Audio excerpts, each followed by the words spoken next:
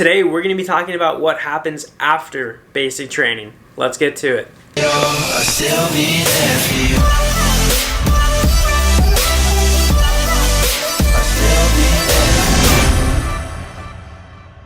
What is up, guys? Ben Allen back again with another video, and like I just said, we're going to be talking about what happens after basic training, right? And this goes for active duty, reserves, National Guard, whichever you may be. Before we jump into that though, little background information on me for those of you that may be new here to the channel. My name is Ben Allen, or Sergeant Alvarado.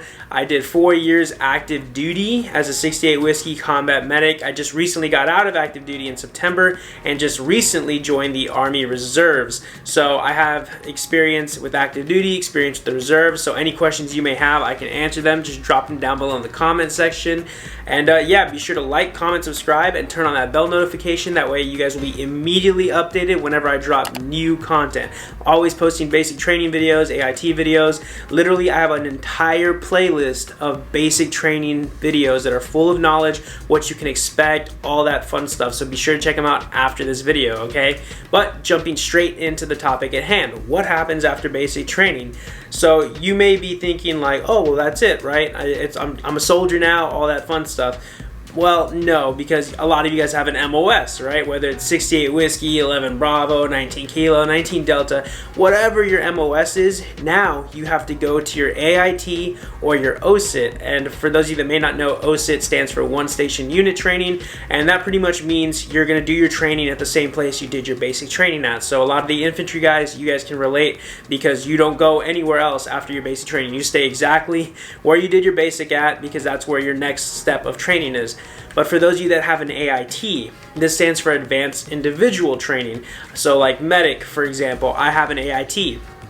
I went from Fort Sill to Fort Sam Houston after basic training, because my basic training was at Fort Sill, right? Shout out any of you guys that are going Fort Sill. As a matter of fact, comment down below what base you guys are going to for basic training. Are you excited? Are you nervous? Ask me about the bases. I know a little bit about each one because I've had friends in each one. So I'm a book of knowledge, guys. Feel free to read me.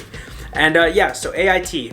This is where you go if you don't have an OSIT. This is usually for the non-combat MOSs, and depending on where it is located, you will either take a bus or you will fly there, right? I took a bus because it was only 8 hours from Fort Sill to Fort Sam Houston, Texas. So we just got on a bus ride and we were just all crammed in there. We had like 3 or 4 different buses because there was a lot of 68 Whiskeys going there. And it's honestly pretty chill if you're on a bus, just because after graduation or whatever, we had one last night to sleep in the bay or the barracks, same thing, right? And we woke up bright and early. We took our green duffel bags, we put them out on the CTA, the drill pad, right? And we just waited for the buses to roll up. Once they did, they started herding us on the buses, put our bags under the undercarriage, and we got on, and we actually had our phones for the bus ride over to AIT, so that was fun. We all got to bond, we all got to talk, we were just like shooting the shit, just all having a good time, super excited for the next step of our training, right?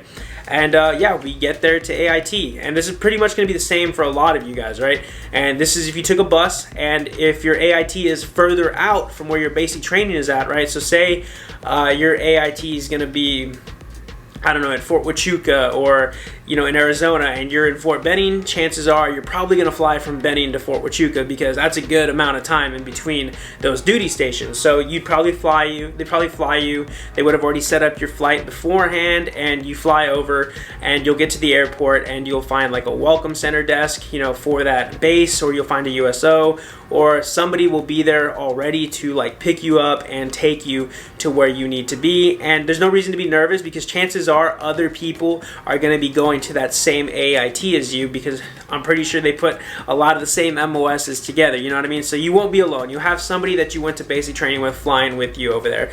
Probably a good amount of people, if anything, right? And so that's that, right? You've traveled over to your next step, right? This is all happens after graduation, guys. It's really, you really don't have time to say a bunch of goodbyes to every single person, because it's fast paced. Like, If you're an OSIT also, so a lot of your combat arms guys, right? As soon as graduation kicks off, you get like maybe the rest of that night to chill, and then you get a few days in between before you start picking up on all the OSIT training you're going to be doing. So infantry guys, you're not going to be getting a whole much of a break in between basic and AIT. And OSIT, my bad. It's rapid fire. You're going to be going, you're going to hit the ground running, you're going to start training to become an infantryman, right? And same goes for any of the other MOSs. Once you get to AIT, basic training is over. You're a soldier now. But now you need to learn your MOS. You need to learn your job. And that's the biggest step after basic training, because you're going to have to go through AIT, whatever it is. You're going to have to go through OSIT, whatever it is, right? For if you're 11 Bravo, tanker, scout, all that stuff, right? And you're going to have to learn the specifics of your job. And if you don't learn the specifics of your job and you fail like tests more than 2 or 3 times, you can get reclassed to a different job. So it's very important to study, right? And for those of you that are wondering, well, what's it like when I show up to AIT, right? This will be the last thing I covered, because this is just a very broad spectrum, what happens after basic training. And what happens after basic training is you go on to the next level of your training. This is if you're active duty, reserves, National Guard. The only exception would be is if you're doing split ops, which is if you're like reserve, National Guard, right? And you do basic training during the summer, right? And then once you finish school, you go to AIT. So those are the only exceptions to that, right? Those are the only cases you wouldn't be going to your next level of training, right? But if you are, you go to AIT, OSIT, you show up, there's going to be a whole in-processing again, kind of like a reception pretty much, but more of a condensed version, because you're already a soldier. They already have a lot of your paperwork set up, and it's just kind of like a sign-in. They review your information, and depending on what you're doing, OSIT, AIT, I know some AITs still have drill sergeants. OSIT definitely still has drill sergeants. So they're going to be a little more relaxed, but still kind of in your face. They're going to expect you to be a soldier, be ready to attack and obtain whatever they tell you need to do, because you've gone through basic training, you've been yelled at, and they're going to try and treat you with a little more respect, and a little more as a soldier, as opposed to a brand new civilian, fresh to basic training, shark attack style, you know what I mean? They'll still probably be up in your face, but a little less. And so that's something to look forward to. It's a little more lax in terms of things, depending on what you're doing, right? OSIT, AIT.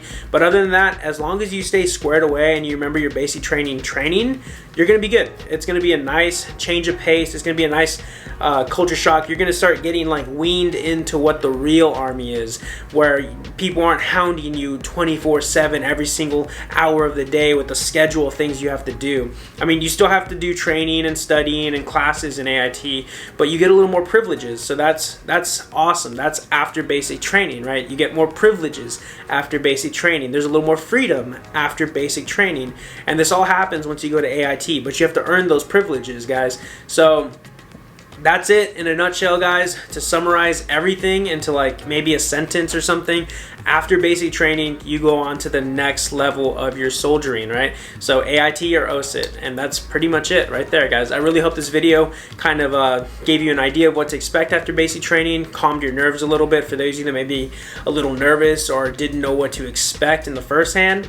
I know I was a little bit. The whole process of going from one base to another for the first time was a little nerve-wracking, so I wish I would have had videos like this to help me out back in the day, but here I am for you guys. I really, really appreciate y'all tuning in and watching this video. It would mean the world to me if you guys like, comment down below, and subscribe, while also turning on that little bell notification.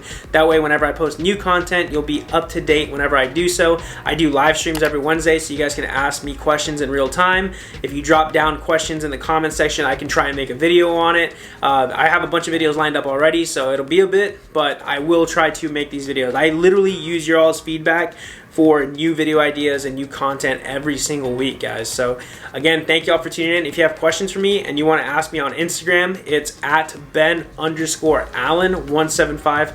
I answer every single question on my Instagram, guys. So it's probably the best possible place to reach me. Thank y'all for tuning in. I really appreciate y'all, and I'll see y'all on the next one. Later.